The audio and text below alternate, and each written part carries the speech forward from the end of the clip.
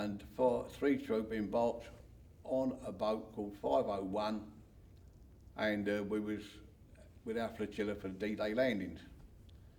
Now then, they'd given us these para fold-up bikes. You ever seen one? Right. And on these bikes we had 3 3-inch mortar bombs each. That's 30 pounds to start with, then the weight of the bike. Then each man was carrying about 65, 70 odd pound of weight on himself. So we were well laden. When we came in on D-Day, I happened to be on deck. And I spent most of the night on deck, matter of fact, because I didn't want to be down below, because of people being sick and all that, you know. Anyway, I was up on deck with the matloads. And we're coming in, nothing on the port side, everything was on our right-hand side. And as it turned out, we were the left-hand boat of the whole ruddy invasion. Anyway, the ramps did go down, and on the number 3 off, of number 1, our left port side ramp, Johnny Downing, Macmillan and myself. Something landed on the beach, we all went for a Burton. I was the one that got up and walked away. Dowling and Macmillan, they was gone somewhere else. And someone stepped over me and said, "Get up, Scotty, you're not hurt."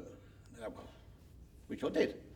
Up the beach with these bikes, across the road, and straight into the flooded area, what the Germans had flooded.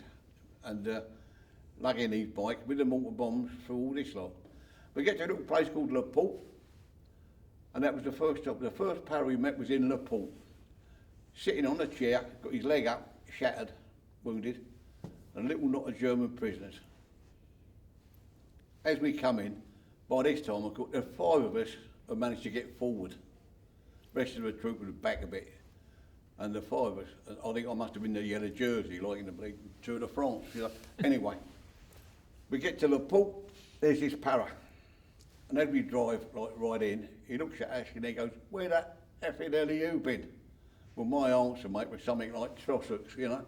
And we went straight through and we stopped outside a house opposite the Mary in Benneville. Down the hill, the road sloped down towards the bridge. There was a little bank and we stopped there, 5 of us. And we realised then that the fire was coming from over that way, not that way. So the bank was no good to us. But at that point, somebody, who I believe was a 7 para officer, not Peter Young as he claims in his book, said to us, "If you get on your bikes and go like the clappers, you should get across that bridge."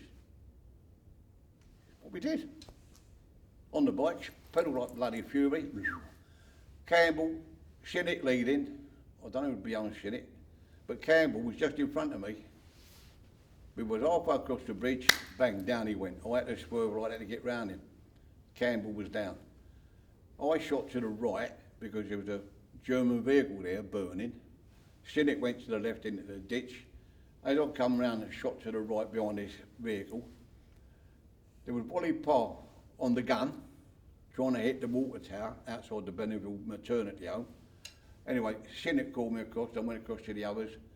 3 troop arrived, the rest of the troop turned up, and we got sent to Amfreville to help what was the residue or the remnants of 9 para that had come out of the Merville battery